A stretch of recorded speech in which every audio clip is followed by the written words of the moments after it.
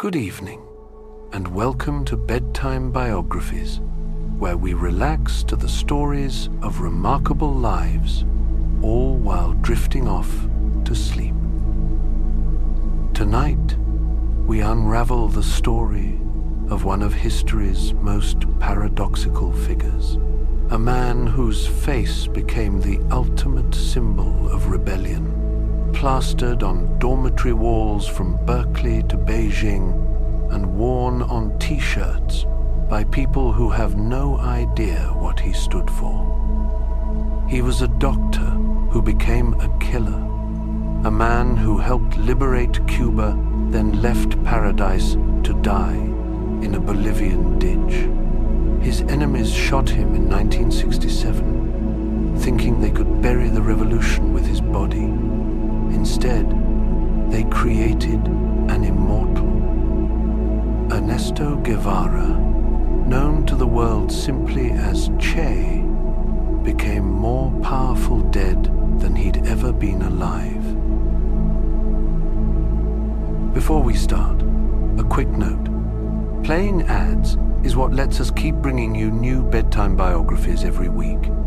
But we know you're here to relax, so we've limited them to just 2. One before chapter 1 and one before chapter 2. After that, the rest of the story flows uninterrupted.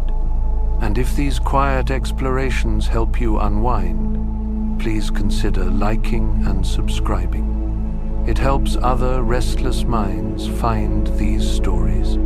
Finally, let us know in the comments which historical figure should keep you company next time. Now, Che Guevara remains one of history's most divisive figures, but tonight we'll meet the human beneath the myth. We'll discover why, 50 years after his death, the world still can't let him go. So settle in, let the day's troubles fade, and allow yourself to drift along on this journey through a life that refused to be ordinary. This is the bedtime biography of Che Guevara. Chapter 1: The Secret Birth. The birth certificate was a lie. June 14th, 1928. It said, stamped and signed with all the authority of the Argentine state.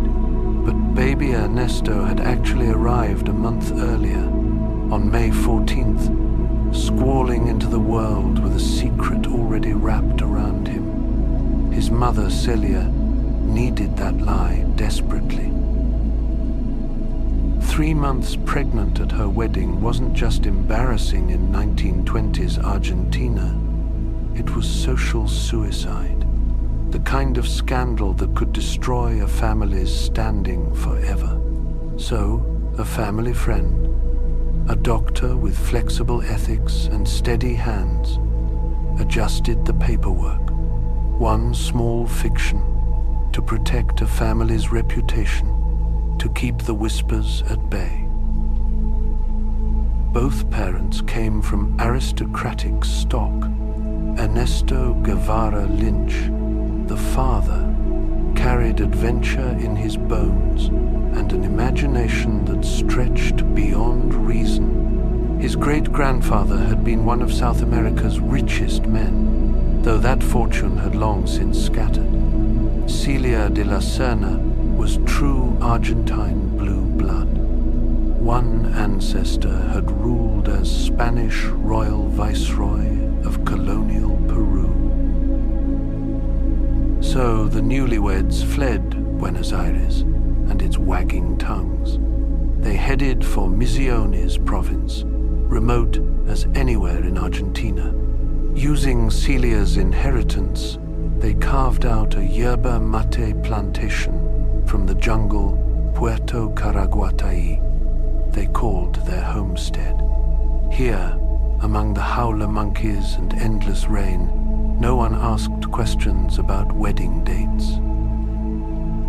The local labor system turned Ernesto Sr.'s stomach.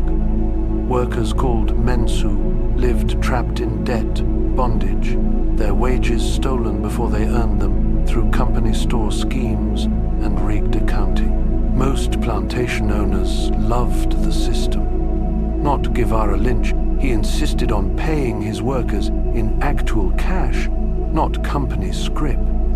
His neighbors thought him mad. This was the world that shaped the boy who would become Che. A world built on a lie that protected his mother's honor. A world where his father's wealth came from jungle soil, but his ethics rejected the cruelty that usually came with it. It was a madness his son would inherit. That rage against exploitation. That inability to look away from suffering. Chapter 2: The Asthmatic Daredevil.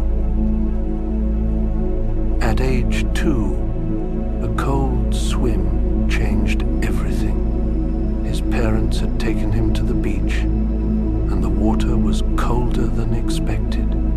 The cough started that night. By morning, it had become something else entirely.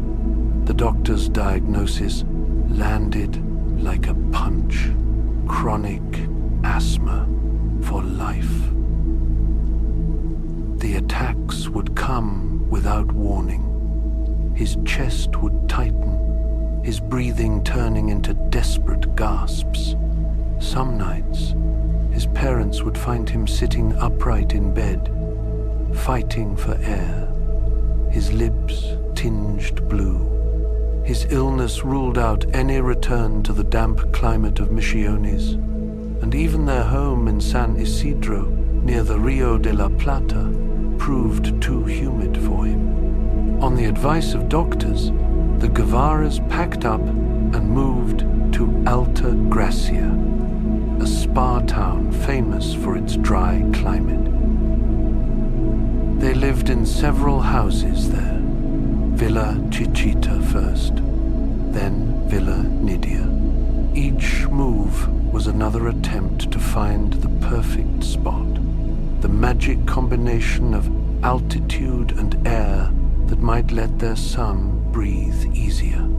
The town was full of other sick children, other desperate parents, tuberculosis, asthma, mysterious wasting diseases.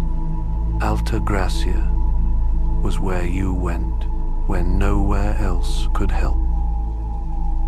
But here's the thing about Ernesto.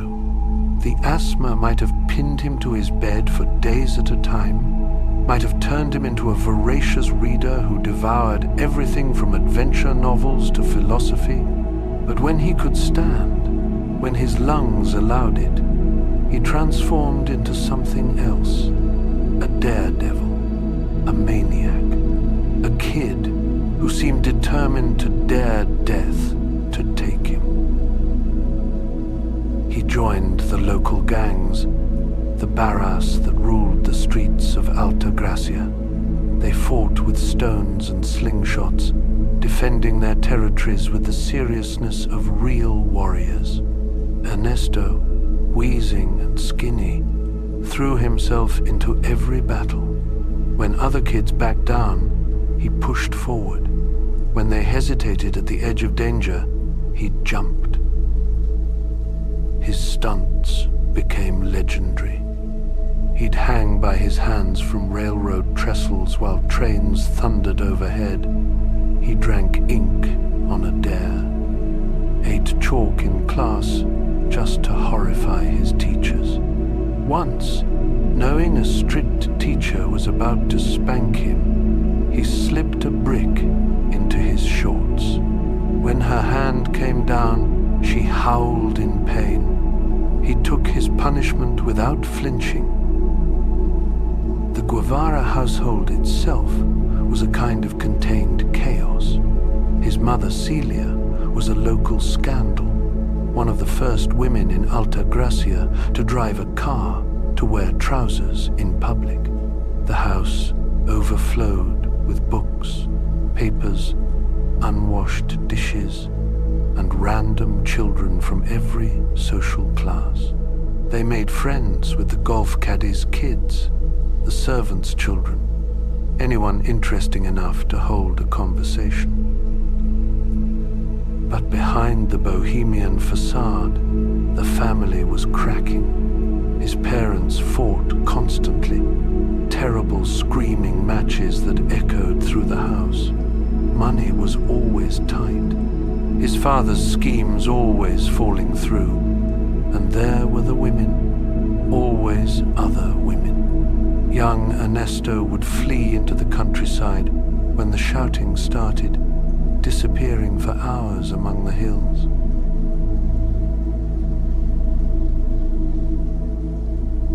Chapter 3: An Emerging Worldview.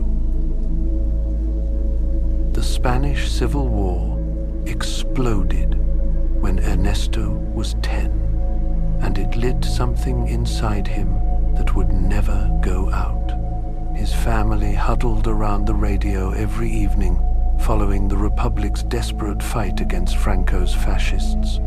Young Ernesto didn't just listen. He got a map, spread it across the dining table, and marked the army's positions with colored flags, tracking every advance and retreat like a general studying his battlefield. The Guevaras were Republicans to their bones. When Franco's forces took another city, the house fell into mourning.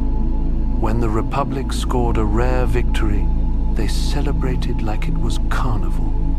His father co-founded Acción Argentina, a group supporting the Allies against fascism. Ernesto joined the youth wing, though he was more interested in understanding the war than marching in protests. School bored him senseless. At the Colegio Nacional Dean Funes, he drifted through classes like a ghost, present in body but gone in spirit. His real education happened elsewhere, in the books he devoured and the notebooks he filled with his cramped handwriting. He made friends with the Granado brothers, Tomás and Alberto, who would become his companions in adventure. They called him El Pelao, Baldy, mocking his unfashionable buzz cut. On the rugby pitch, he transformed into someone else entirely. Here was Fusa, short for El Furibundo Serna, the raging Serna. Despite his asthma, he played with a violence that startled opponents. He'd charge into scrums, screaming his war cry, tackling players twice his size. Teammates learned to recognize the wheeze that meant he was about to do something spectacular or stupid, often both. At 17, he started keeping what he called his philosophical notebooks, 7 volumes eventually, filled with his thoughts on everyone from Freud to Nietzsche to Marx. He copied passages, argued with them, tried to build his own understanding of how the world worked. He even tackled Das Kapital, making careful notes in the margins of an abbreviated edition, though he'd later confess he hadn't understood a thing. But for all his reading, all his thinking, he wasn't an activist. Not yet. When his friend Alberto Granado got thrown in jail for protesting against the government, other students organized a march demanding his release. They asked Ernesto to join. He refused. It was a futile gesture, he told Alberto later. He'd only march if someone gave him a revolver. Words without weapons were just noise. This was the young man taking shape in Alta Gracia, a walking contradiction, an asthmatic athlete, an aristocrat who befriended servants, an intellectual who trusted only action. He read about revolution, but wouldn't join a protest. He studied Marx, but didn't understand him. He was preparing for something, though he didn't know what yet. The world was teaching him its lessons, and he was taking notes, always taking notes.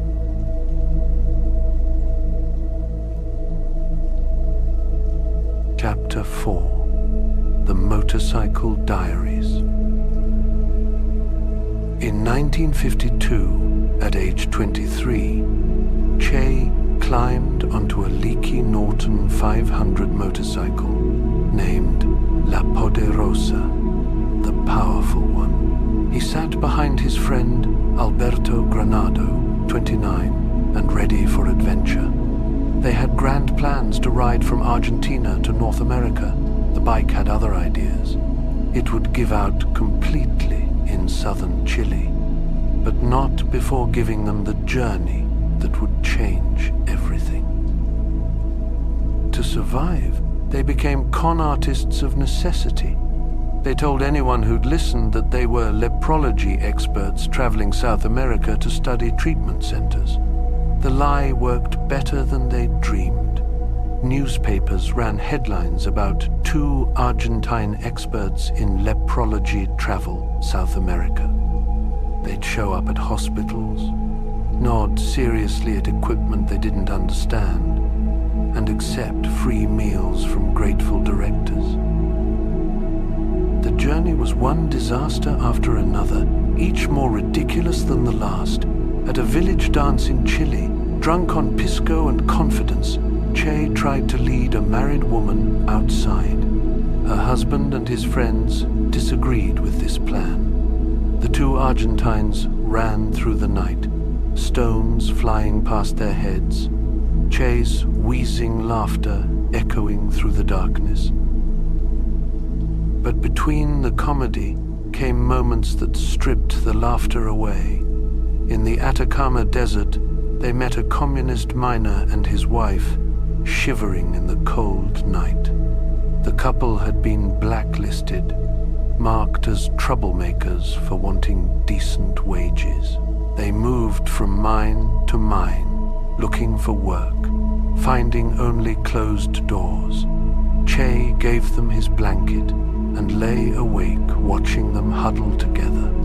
Here was the proletariat he'd read about, but they weren't abstractions in a book.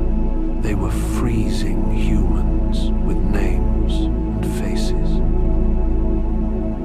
In Valparaiso, he found an old woman dying of asthma and heart disease in a filthy room. Her family had abandoned her, too poor or too exhausted to care. Che sat with her through the night, recognizing his own labored breathing in hers, seeing his possible future in her present. He wrote later about the tragedy that enfolds the lives of the proletariat throughout the whole world. But what he really meant was this woman, this room, this unbearable loneliness of dying poor. La Poderosa had given up in Chile, but they continued on foot, by truck, by boat, by any means possible. They worked on a freighter, tended lepers at San Pablo colony, got spectacularly drunk in Colombian bars. Each mile stripped away another layer of the privileged Argentine medical student, revealing something raw underneath. By the time they reached Venezuela, Che was someone else. The person who'd started the trip had died somewhere along the way, he wrote. Maybe in that freezing desert night, maybe in that dying woman's room. I am not the person I was before. The continent had educated him in ways no university could. He'd seen the bones of Latin America, the structure of suffering that held it all together.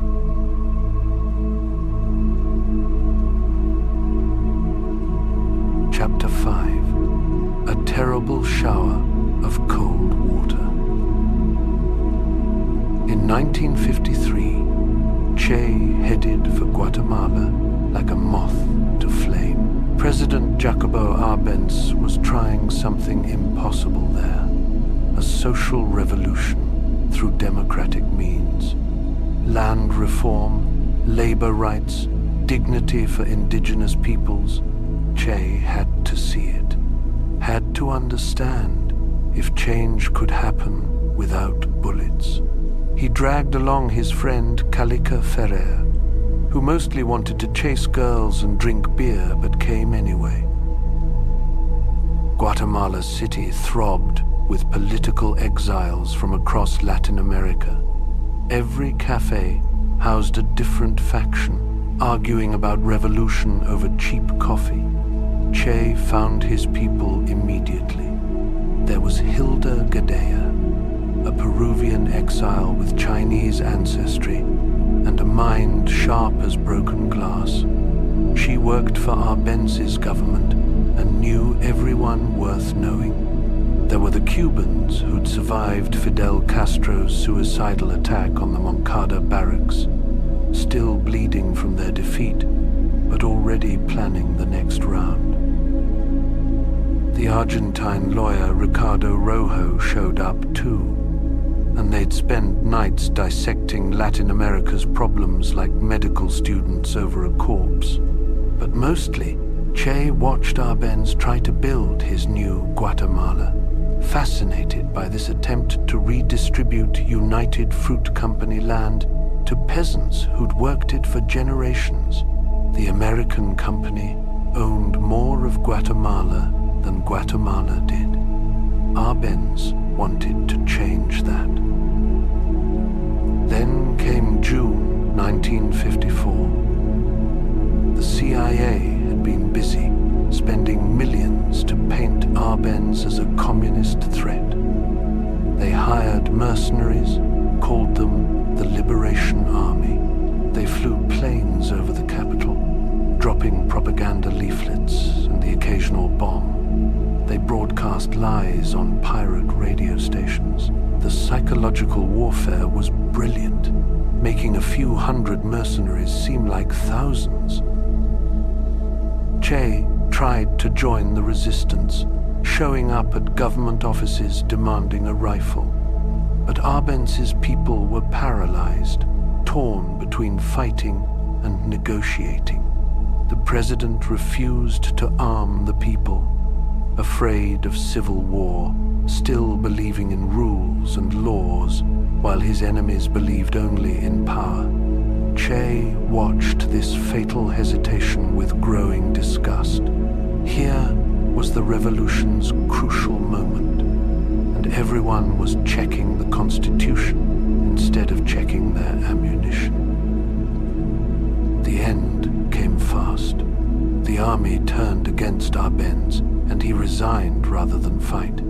He read his farewell speech on the radio while Che listened in rage. The president fled to the Mexican embassy. The land went back to United Fruit. The peasants went back to starving. Everything went back to how it was, except for the thousands who'd be tortured and killed for believing change was possible. Che called it a terrible shower of cold water. The phrase didn't capture his fury. He fled to Mexico with the lesson burned into his brain. Democracy was a luxury only the powerful could afford. Elections meant nothing if the losers had guns and the will to use them. Guatemala had shown him that revolution needed to be total, violent, irreversible. You couldn't negotiate with empire. You had to destroy it completely, or it would destroy you.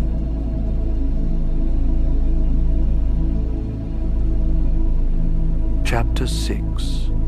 A fateful meeting in Mexico. In July 1955, at Maria Antonia Gonzalez's apartment in Mexico City, Che met the man who would give his rage a purpose. Fidel Castro filled the room like smoke, talking with his hands, his voice, his whole body. He'd just gotten out of Cuban prison and was already planning to go back and overthrow Batista.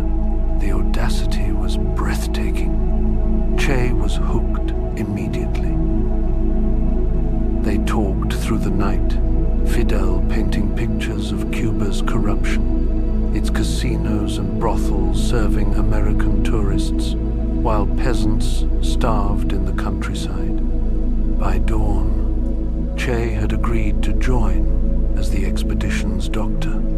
It took Fidel 10 hours to recruit him. Later, Che would say it should have taken 10 minutes. He'd been waiting for this moment since Guatemala fell. For the next year, Che trained with the Cuban rebels in Mexico. They practiced shooting at a firing range called Los Gamitos, learned guerrilla tactics from a Spanish Civil War veteran, hiked up Popocatépetl volcano until their lungs burned. Fidel made Che a safe house leader, which irritated some Cubans. Who was this Argentine to give them orders? But Che's intensity, his willingness to push harder than anyone, gradually won respect. Life got complicated in August 1955. Hilda Gadea was pregnant with his child. They married because it was the decent thing to do, though Che's heart wasn't in it. Their daughter, Hilda Beatriz, arrived in February 1956. Che loved the baby, but felt trapped by domesticity. He was training for revolution while changing diapers. The contradiction ate at him. In June, Mexican police raided their training camp. Someone had talked, probably for money. Che spent 57 days in prison, and he made a crucial mistake. When interrogators asked about his politics, he told them the truth. Yes, he was a communist. Yes, he believed in armed revolution. Yes, he thought capitalism was doomed. Fidel was furious. He'd been carefully projecting a moderate image, talking about democracy and constitution. Now, his Argentine doctor was scaring away potential allies with his honesty. But Fidel didn't cut him loose. Something about Che's purity, his inability to lie about what he believed, seemed to move the Cuban leader. Or maybe Fidel recognized a useful weapon when he saw one. Every revolution needs its true believers, its saints who'll die for the cause without hesitation. Che was already becoming that saint. On November 25th, 1956, 82 rebels crowded aboard a yacht called the Granma. It was built for 8 people. They sailed for Cuba anyway. Everyone vomiting from seasickness, the boat taking on water, their supplies already soaked and spoiling. The journey was supposed to take 5 days. It took 7. They were supposed to land at night. They arrived in broad daylight, in a mangrove swamp, already defeated before they'd fired a shot.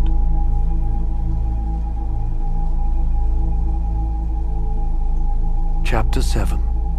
Trial by Fire in the Sierra Maestra.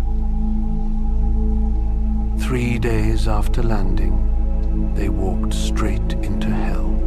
The army was waiting at Alegria de Pio, hidden in the sugarcane. The first shots sent the rebels scattering like startled birds. Che felt something punch his neck, then warmth spreading down his chest. Blood, his blood. He dropped behind a tree and faced the moment every revolutionary imagines. He was dying, probably. The revolution was dying, definitely. A box of ammunition sat to his left, a medical kit to his right. He could only carry one. The doctor in him reached for the bandages, then stopped. He grabbed the ammunition instead. Later, he'd call this the moment he truly became a guerrilla. Medicine could wait. The revolution needed bullets. But first, he decided to die properly. He remembered a Jack London story about a man freezing to death with dignity in Alaska. If he was going to die, he'd do it like that character, with some grace. Juan Almeida found him lying there, composing himself for death like an actor preparing for his big scene. Almeida wasn't interested in Che's theatrical exit. "Nobody's dying today," he said. "Get up and run." So Che ran, blood streaming down his neck, through the sugarcane and into the jungle. Behind them, the army executed captured rebels. The revolution that was supposed to liberate Cuba had lasted exactly 3 days. The survivors stumbled through the Sierra Maestra like ghosts. Che called them an army of shadows, and that was generous. Of 82 men who'd sailed from Mexico, only 22 would ultimately regroup. They drank water from binocular eyepieces, licking the lenses for moisture. They ate raw corn stolen from peasant fields. They hid in caves during the day and moved at night, learning the mountains by starlight. Their salvation came through Celia Sanchez's network of peasant supporters. She'd spent months preparing the mountains for their arrival, convincing farmers to hide food, store weapons, carry messages. Guillermo Garcia led them through trails invisible to army patrols.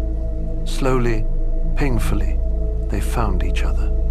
When Che's group finally reunited with Fidel, the Maximum leader was furious. They'd lost their weapons. In Fidel's revolution, losing your rifle was worse than losing your life. But they were alive, barely, and the mountains would teach them how to fight. Every ravine became a classroom. Every peasant who'd been cheated by landlords became a potential recruit. Every army patrol that failed to find them built their legend. The government claimed they were all dead. Havana newspapers ran obituaries. Batista's generals celebrated with champagne. Meanwhile, high in the Sierra Maestra, 24 shadows were learning to become an army. Che's neck wound healed into a scar he'd carry forever. The revolution that everyone said had died was actually just being born in the hardest way possible, through blood and hunger and the kind of suffering that either breaks you or transforms you into something harder than the mountains themselves.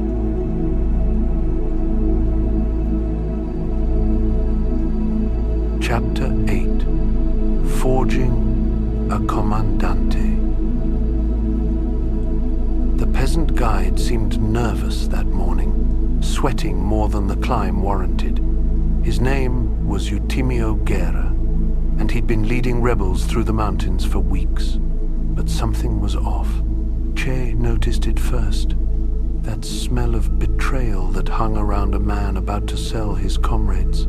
They found the proof in his pocket, an army safe conduct pass. Guerra had led them into an ambush once already. He wouldn't get another chance. The rebels held a trial right there in the jungle. Guerra confessed everything. sobbing about his starving children, his desperation. The group stood in an uncomfortable circle, everyone knowing what had to happen, but nobody wanting to do it. Finally, Che said he'd end the uncomfortable situation. He put his pistol to Guevara's head and pulled the trigger. The sound echoed through the mountains. The revolution had just learned how to kill its own. In February 1957, a miracle arrived in the form of Herbert Matthews from the New York Times. The journalist had hiked into the Sierra to see if the rebels were really alive. Fidel turned the interview into theater.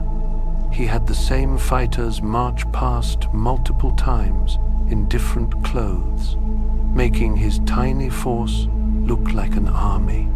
He spoke of liberated territories that didn't exist, of victories that hadn't happened. Matthews believed it all. The articles changed everything. Suddenly, the dead rebels were alive and fighting. Money started flowing from sympathizers in Havana and Miami. Recruits began climbing into the mountains. Batista's government looked like liars or fools, probably both. The myth was becoming reality, or maybe reality was adjusting itself to match the myth. In guerrilla warfare, Che was learning the difference didn't matter. That July, Fidel called Che aside with news that would change his life. He was promoting him to Comandante, the highest rank in the rebel army. Only Fidel himself held that title. Che would get his own column, his own star to wear, his own piece of the war to win or lose. The timing was perfect and vicious. Fidel announced Che's promotion the same day he demoted his own brother Raul for insubordination. Message received. Loyalty mattered more than blood. Che established his headquarters in the El Hombrito Valley and began building his vision of revolutionary life. He created a hospital where wounded fighters could recover, a bread oven that filled the camp with impossible smells, an armory where peasants learned to clean rifles. Most importantly, he started a newspaper, El Cubano Libre, teaching his illiterate soldiers to read using articles about their own revolution. This was Che becoming himself, the warrior philosopher who could execute a traitor at dawn and teach literacy at noon. He wasn't just fighting to destroy Batista's regime. He was building the new world that would replace it. One bread, oven, and reading lesson at a time. The asthmatic Argentine doctor had transformed into something harder and stranger, a comandante who believed revolution meant changing everything, especially yourself.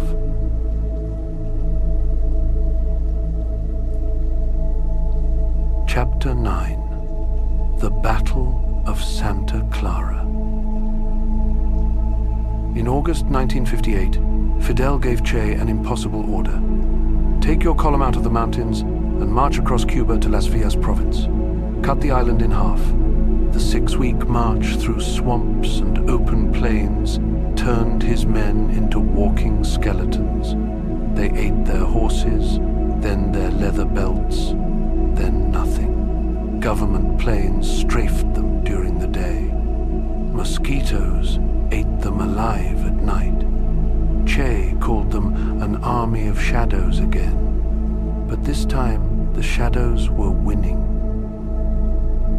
Santa Clara waited at the end of their march, the provincial capital with 150,000 people and 3,500 soldiers.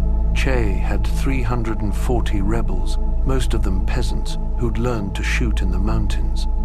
The mathematics were insane, but Batista's army was rotting from the inside, and Che could smell it. Soldiers who fought for paychecks would always lose to men who fought for tomorrow.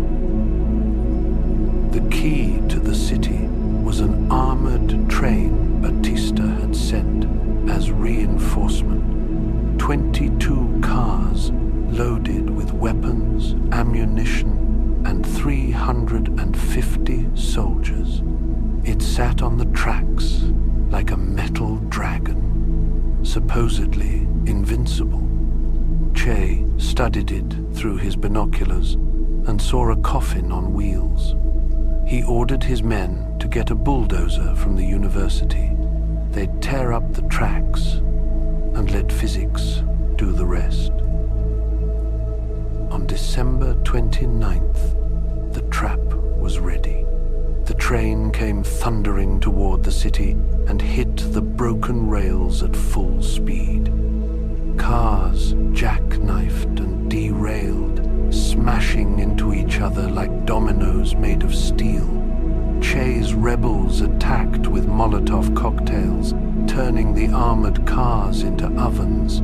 The soldiers inside faced a choice between burning alive or surrendering. They chose surrender, streaming out with their hands up while the rebels couldn't believe their luck.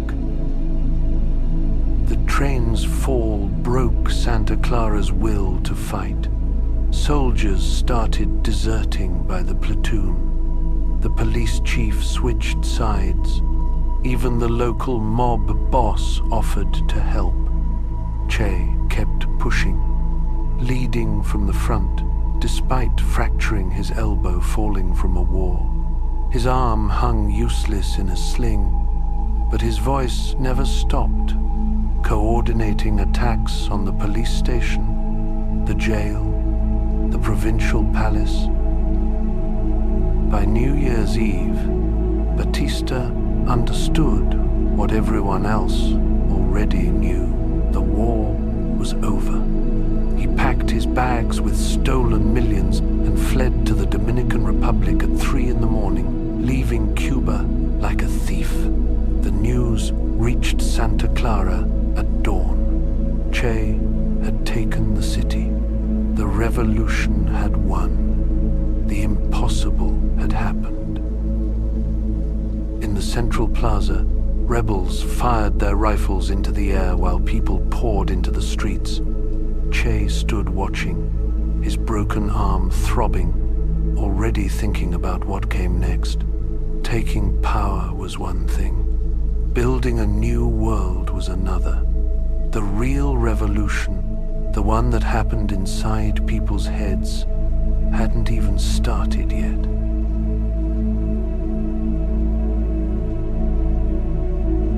Chapter 10. The Supreme Prosecutor of La Cabaña. When Che arrived in Havana, Fidel gave him La Cabaña Fortress, not the Camp Colombia military headquarters, which went to the charming Camilo Cienfuegos. Che got the old stone fortress where Spain used to execute rebels, because Fidel understood typecasting.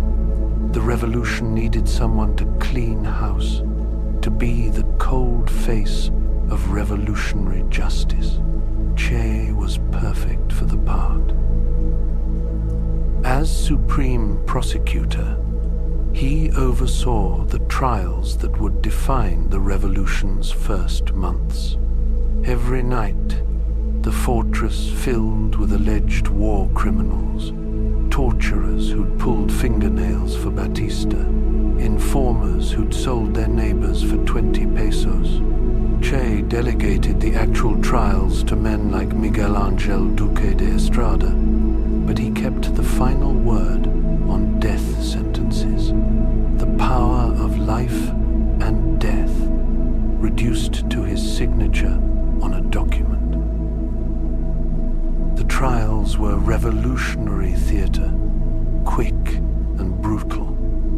evidence was presented, usually testimony from victims or their families, the accused could speak, though it rarely helped. Then came the verdict. Almost always guilty, almost always death. Che would review the proceedings in his office, smoking a cigar, making notes in the margins. If he signed, the condemned died that night against the fortress wall. The executions happened after midnight. The condemned would be led to the wall, offered a blindfold and a priest, though most refused both. Then the rifles would crack, and another enemy of the revolution would crumple to the ground. By dawn, hundreds had died this way. The fortress walls became a monument to revolutionary justice, or revolutionary vengeance, depending on who was telling the story. Che insisted this was necessary, the lesson Guatemala had taught him. Arbenz had shown mercy to his enemies, and they'd destroyed him.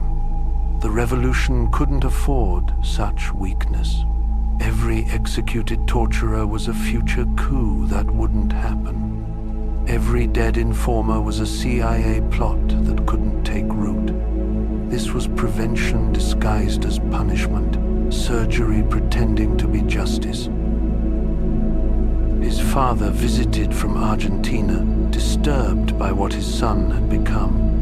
"You studied medicine to save lives," the old man said. "Now you're ending them." Che laughed at that, a hard sound without humor. He told his father he could hang up a shingle back home, advertising a new kind of practice. "Come to Guevara, where we kill people without any medical risk." The joke hung between them like a corpse.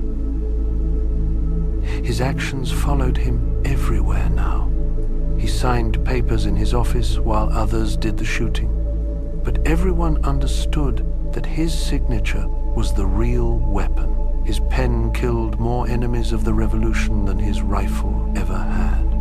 He'd become what the revolution needed, the man who could do necessary things without flinching, who could sign death warrants between sips of mate tea.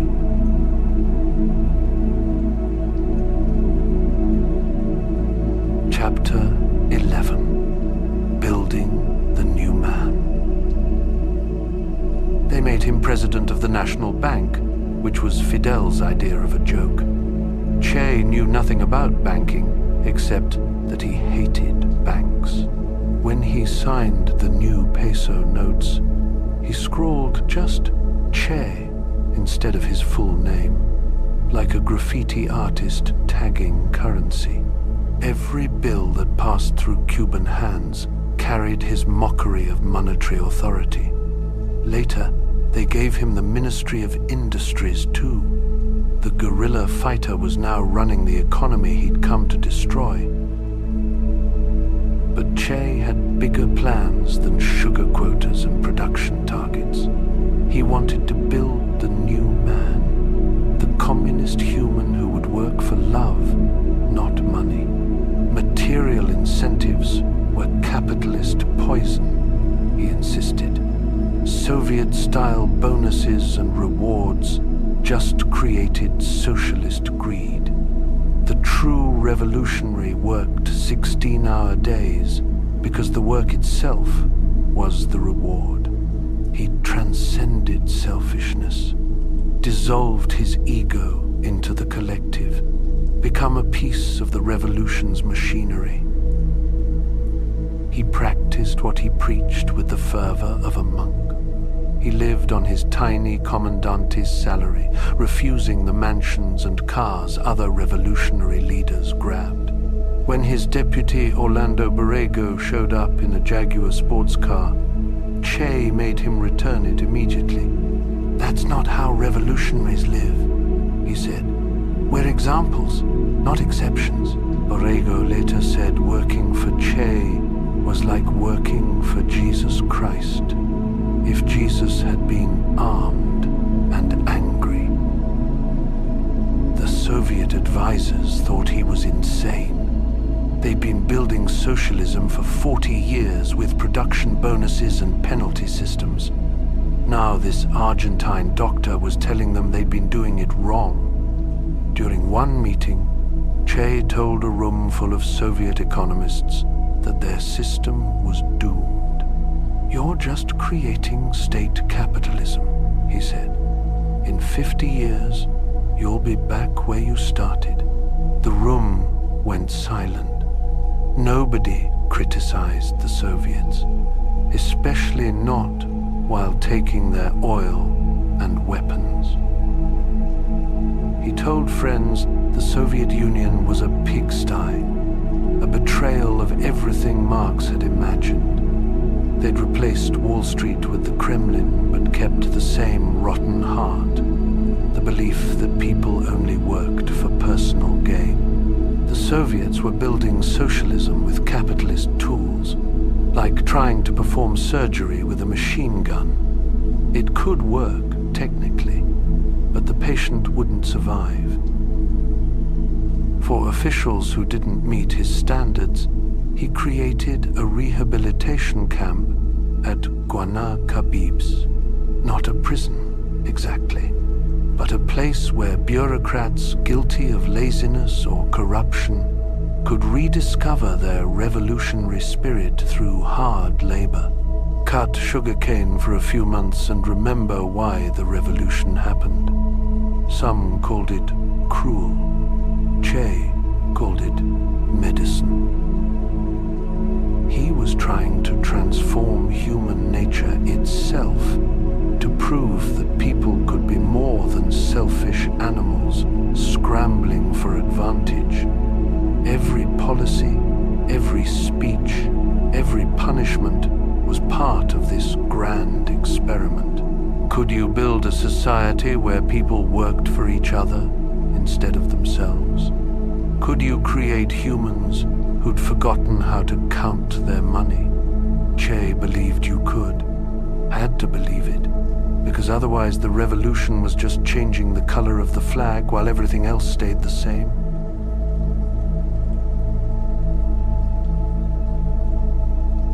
Chapter 12. The Long Goodbye. By 1964, Che felt like a tiger in a cage made of paperwork. He was drowning in production reports and trade agreements while his hands itched for a rifle.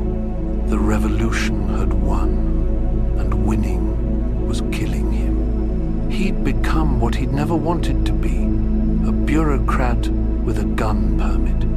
Every morning he faced the same desk, the same problems, the same feeling that history was happening somewhere else without him. His plan to spread revolution to Argentina collapsed before it started.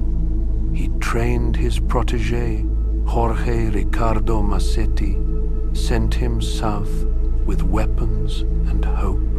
The mission lasted a few months before the Argentine military destroyed it completely.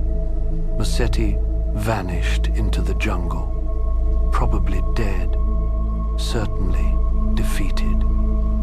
Che read the reports in his office, each failure a personal accusation. He was sending others to die for dreams he should be chasing himself.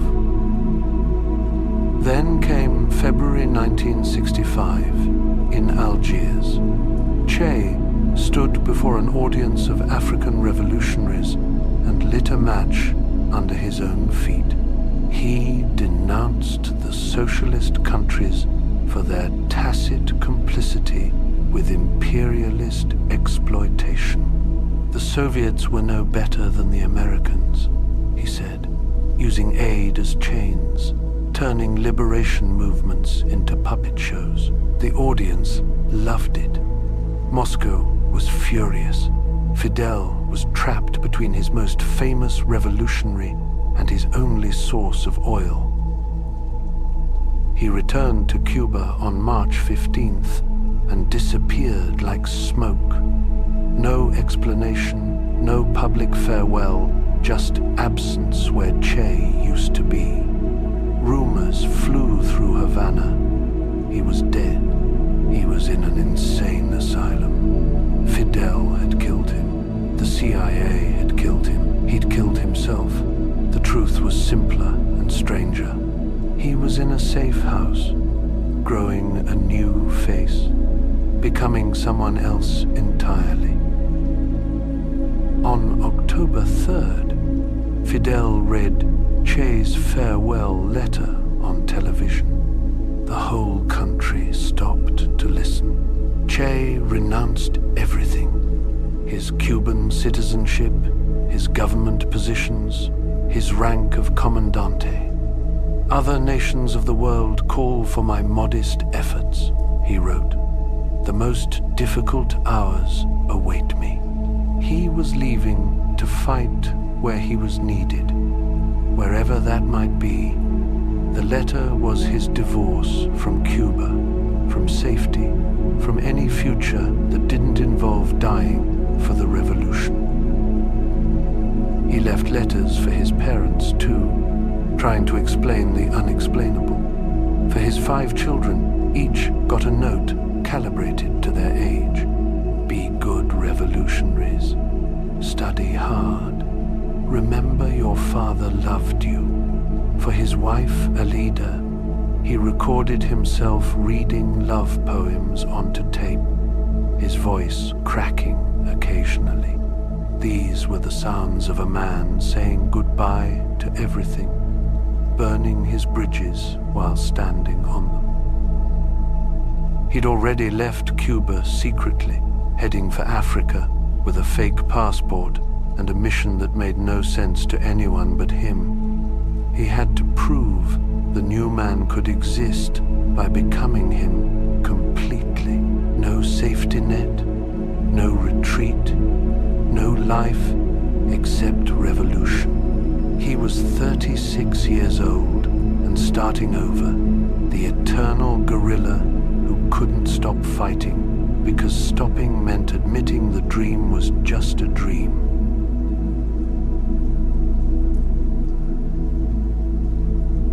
Chapter 13. Failure in the Congo. In April 1965, Che arrived at Lake Tanganyika looking like someone else entirely. Clean-shaven, wearing fake glasses, and a disguise that made him unrecognizable. He called himself Tattoo, Swahili for 3, because he was starting his 3rd war. The Congo would be his masterpiece, the spark that would set Africa burning with revolution. Instead, it became his classroom in catastrophe. The Congolese rebels he'd come to lead were barely an army. They believed in dawa, magic water that made bullets bounce off skin. Before battles, the witch doctor would sprinkle fighters with the potion, declaring them invulnerable. When they died anyway, which happened constantly, the witch doctor explained they hadn't believed hard enough. Che watched this theater with growing despair. How could you build scientific socialism with soldiers who thought revolution was witchcraft? Their leader, Laurent Kabila, was worse than absent. He spent his time in Cairo hotels, drinking whiskey and making promises he'd never keep. When he did appear, it was to demand more Cuban supplies before vanishing again. The rebels weren't fighting for socialism or liberation. They were fighting for whatever Kabila promised them that week, usually loot from captured towns. Che called them a parasitic army, which was generous. Parasites at least know what they're doing. The Cuban force itself was falling apart. Soldiers who'd been heroes in the Sierra Maestra became ghosts in the Congo. They caught tropical diseases that ate them from inside. They shot at shadows and ran from real fights. Some begged to go home, others stopped talking entirely, staring at the jungle like it might swallow them whole, which it might. Everything in the Congo wanted to kill you, from the mosquitoes to the mercenaries. Then came the letter from Argentina. His mother, Celia, was dead. Cancer finally winning its long war. Che read the news by candlelight in his tent, 10,000 miles from her funeral.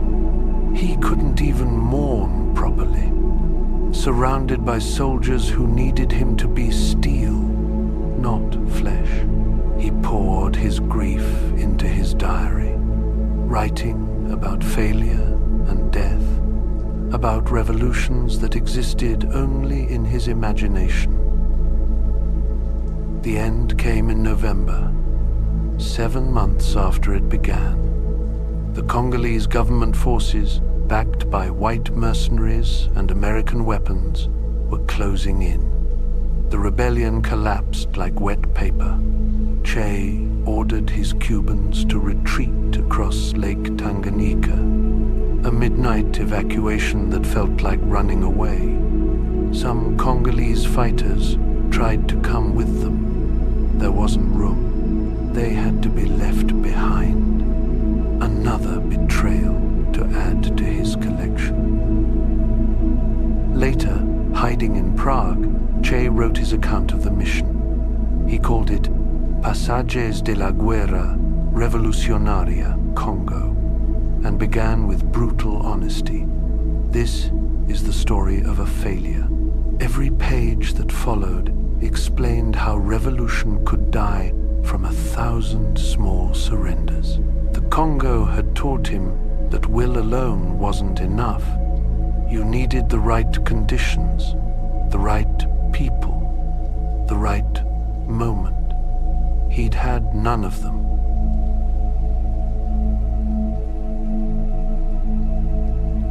Chapter 14. The Final Campaign, Bolivia. From his hiding place in Prague, Che stared at maps of Latin America like a chess player planning his last game. Bolivia jumped out at him, the heart of the continent, touching 5 other countries, perfect for spreading revolution like a virus. In November 1966, he arrived in La Paz disguised as Adolfo Mena Gonzalez, a balding Uruguayan economist with thick glasses and a forgettable face. The customs officer barely looked up. The problems started immediately. He'd expected Mario Monge, leader of Bolivia's Communist Party, to provide fighters and support. On New Year's Eve, Monge showed up at Che's camp with an ultimatum instead. Either he commanded the revolution or he'd withdraw all support. Che told him to go to hell politely. Monge left and took the urban networks with him. The revolution was orphaned before it could crawl. The peasants were supposed to join them. These descendants of exploited Indians who'd suffered for centuries. Instead, they ran when the guerrillas approached. They'd just gotten land from the government's reform program. Why risk it for strangers speaking bad Spanish with foreign accents? When captured peasants promised support, they'd disappear the moment they were released and report straight to the army. Every friendly face was potentially a death sentence. Che's radio contact with Havana went dead in January and never came back. They were alone in hostile mountains mountains with no supplies, no reinforcements, no escape route. His asthma returned with vengeance, leaving him gasping through marches while trying to look strong for his men. The medicine ran low, then ran out. He'd wheeze orders between attacks, his body betraying him when he needed it most. The Bolivian army had help. American Special Forces trained them in counterinsurgency, teaching them to think like guerrillas, to kill guerrillas. CIA advisors studied every mistake Che had made in the Congo, turning his own experience against him. Rangers hunted his band through the mountains, patient as wolves. They knew time was their weapon. Every day made the guerrillas weaker, hungrier, more desperate. In August, disaster. The army ambushed his rear guard at the Masicuri River. 8 dead, including Tanya Bunky, the only woman in their group. She'd been his courier, his connection to the outside world. They found her body downstream, bloated beyond recognition. Che wrote in his diary that she died doing what she believed in, but the words felt hollow. She died because he'd led her here to die. By October, they were 17 starving men stumbling through hostile mountains. The peasants they'd come to liberate were helping the army track them. His Bolivian fighters were deserting or dying. The Cubans were breaking down, seeing death in every ravine. Che knew how this story ended. He'd written it himself in the Congo, just with different names. Revolution without conditions for revolution was just elaborate suicide. But he kept walking anyway, because stopping meant admitting he'd been wrong about everything.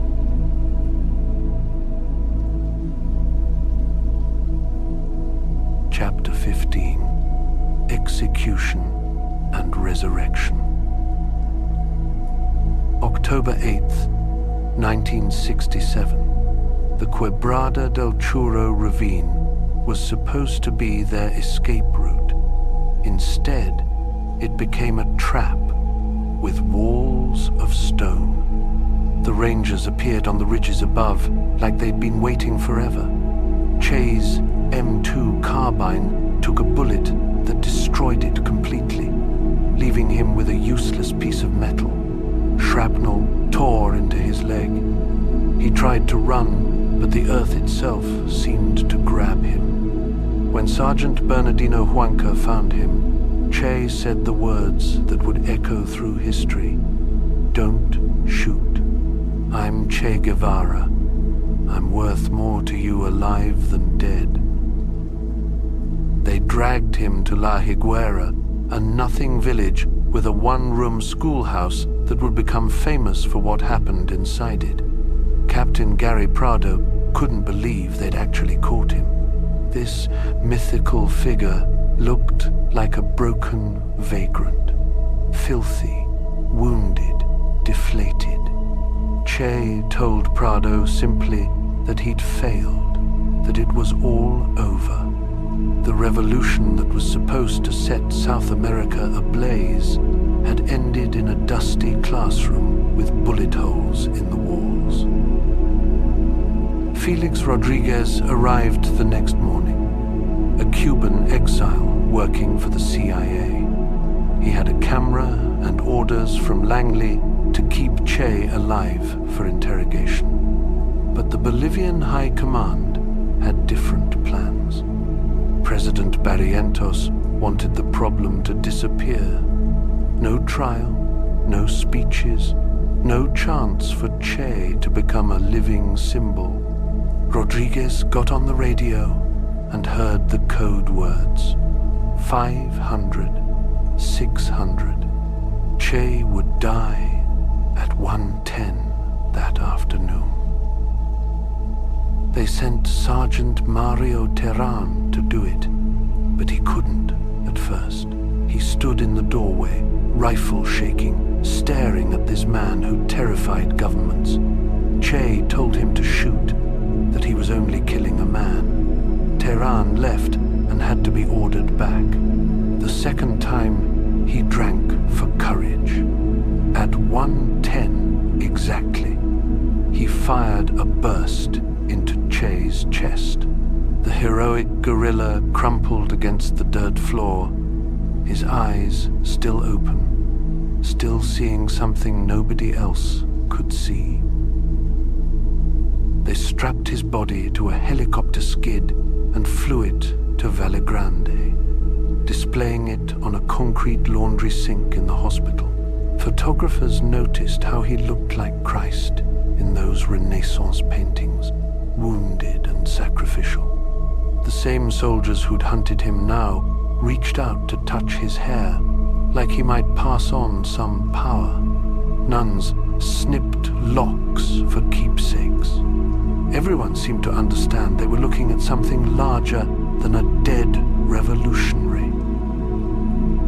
The military amputated his hands for fingerprints, proof for the world that Che was really dead. Then they buried him secretly near the airstrip. No marker, no ceremony, nothing to become a shrine. For 30 years, he stayed hidden in that unmarked grave. But in July 1997, his skeleton was found and returned to Cuba in a carnival of state ceremony. They'd tried to disappear him, but absence had only made him stronger. Someone spray-painted the truth on a wall in Valle Grande.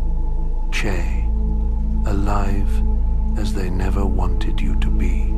Death had done what life couldn't, transforming a failed revolutionary into an eternal symbol. A face on 10 million t-shirts. A dream that couldn't be killed because it was already dead, already perfect, already beyond the reach of failure or compromise or anything as mundane as reality.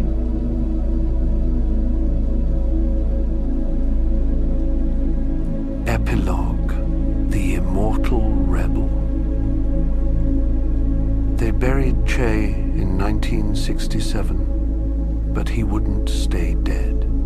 Within months of his execution, his face was everywhere, staring from posters in Paris dormitories where students were building barricades against police.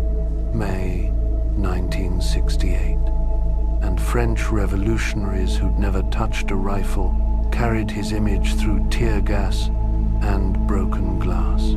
In Berkeley, in Mexico City, in Tokyo, young people who couldn't pronounce his name correctly wore his face like armor against the world their parents had built. Alberto Corder's photograph did most of the work. That picture from 1960, Che at a funeral, looking past the camera towards some impossible horizon.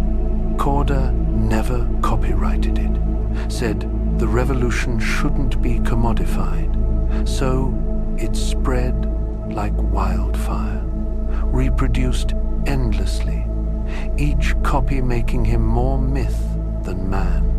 The image became the most reproduced photograph in history, which would have amused Che, who hated nothing more than personality cults. The capitalists he died fighting turned him into their best-selling product. By the 1990s, you could buy Che vodka, Che cigarettes, Che bikinis. Madonna wore him on her chest. Models strutted down runways in designer Che wear that cost more than Cuban workers made in a year. The supreme irony that would have made him laugh or cry or maybe both. Revolution as fashion statement. Rebellion you could purchase with a credit card. But something else was happening too. Something harder to dismiss. In the mountains of Chiapas, Zapatista rebels carried his picture next to Zapata's, twin saints of indigenous revolution. In Colombia, the FARC quoted his manuals while fighting their endless war. In Palestine, fighters wore Che shirts under their combat vests. He'd become the patron saint of anyone who picked up a gun against power, whether he would have approved or not. Castro turned him into Cuba's secular Christ, building monuments and museums, naming schools and hospitals after him. Every Cuban child learned to chant, "Seremos como el Che." We will be like Che. But they meant a sanitized version, cleaned up for state consumption. The Che, who never questioned Fidel, who never criticized the Soviet Union, who died conveniently far from Cuba, where he couldn't complicate things with his impossible standards. In Bolivia, where they'd killed him, something stranger happened. The same peasants who'd betrayed him to the army started praying to Saint Ernesto of La Higuera. They lit candles where he died, asked him to cure sick children, to bring rain for crops. The Catholic Church condemned it, but rural Bolivians didn't care. They turned their executioner's victim into their protector, history's darkest joke. Scholars wrote thousands of books trying to explain him. Marxist theoreticians analyzed his economics, usually concluding he'd been naive about human nature. Military historians studied his guerrilla tactics, noting all the mistakes.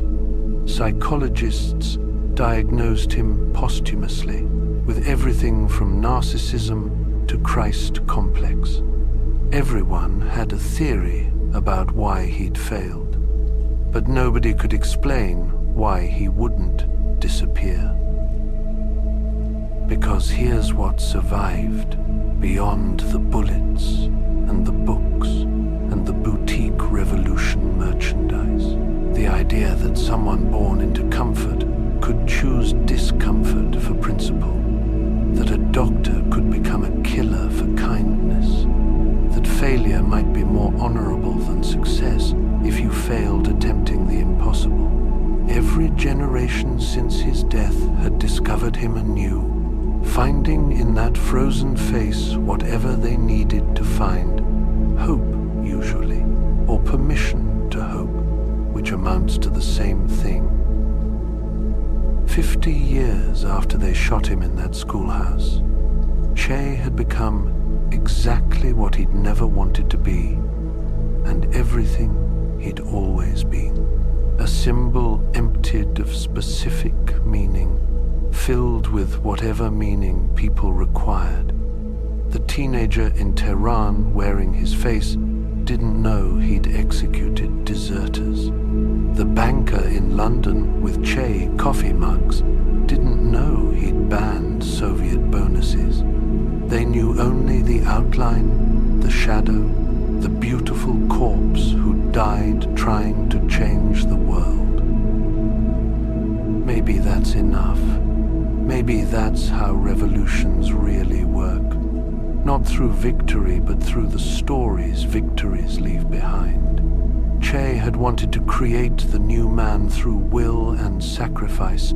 Instead, he'd become him, frozen at 39, forever young, forever pure, forever about to win the revolution that would never come.